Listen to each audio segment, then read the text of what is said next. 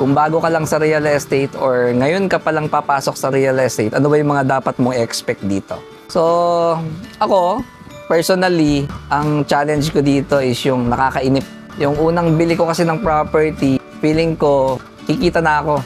Pero nung in-offer ko na sa market, uupahan lang daw nila ng 4,000 or 5,000 ng time na yon. Sabi ko, kung ganun lang yung ibabayad sa akin, buti pa ibenta ko na lang yung property, harvest ko yung kikitain ko. So, ganun na nga nangyari, no? So, ibinenta ko yon, and bumili ko ng another one. Tapos, tinry ko ulit pa upahan, pero wala, mura talaga upaw eh, no? Binenta ko ulit, then eventually nakabili ulit ako, binenta ko, then nakabili ko ng dalawa. Tapos yung dalawang nabili ko, yung isa ibinenta ko, yung isa pinaupahan ko. So, habang binibenta ko yung isa naman may nagre-rent na sa akin.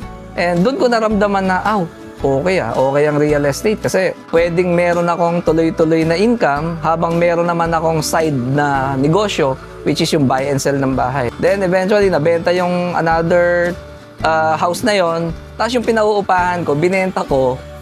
Tapos nabenta ulit siya. Nakabili ako ng malalaking property. Tapos yung malalaking property na yon, meron akong isang property na pinaupahan kasi ang laki ng upa. So tuwan-tuwa ako. Magkano lang yung bili ko dun sa property na yun? Parang 1.5 million. Tapos naupahan siya ng 15,000 per month. Naupahan siya for 4 years. Tapos after 4 years, nabenta ko yung property na yun ng 6 million. Tapos bumili ulit ako ng another property. Tapos bumili. So yun, hanggang sa dumami yung property. So yun, sa real estate, nakakainip. Sa totoo lang, nakakainip. Why? Kasi minsan, kahit ang laki-laki na nung perang hawak mo, hindi mo pwedeng bitawan sa mga sasakyan eh. Kasi pag binitawan mo dun sa mga sasakyan, parang hindi na siya mag-grow. Pero habang binibitawan mo siya sa mga property, parang ang bilis-bilis niyang nag-appreciate, ang bilis-bilis kumita kasi meron agad cash flow. Pero ito yung kung bakit siya nakakainip, ito talaga. Imagine niyo, maa-addict ka sa real estate, and the more na naa-addict ka sa real estate, nagkakaroon ka ng fear eh. Ano yung fear? Yung fear of losing, yung nawawala yung value ng pera mo. Kasi the more na nag-iipon ka, parang feeling mo na napag-iiwanan ka ng mga presyo ng mga property sa paligid mo. So, ang magiging reaction mo is ganito. Imbis na ipambili ko ng mga bagay na maganda lang sa mata natin, ibibili ko na lang ng mga asset. Diyan napapasok yung real estate addiction. Nakaka-addict.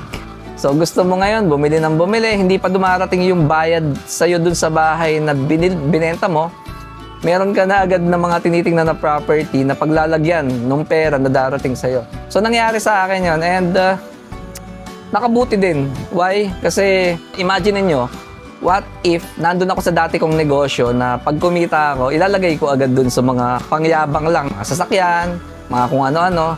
Pero nung nandito na kami sa real estate, ito yung nagturo sa akin ng disiplina eh.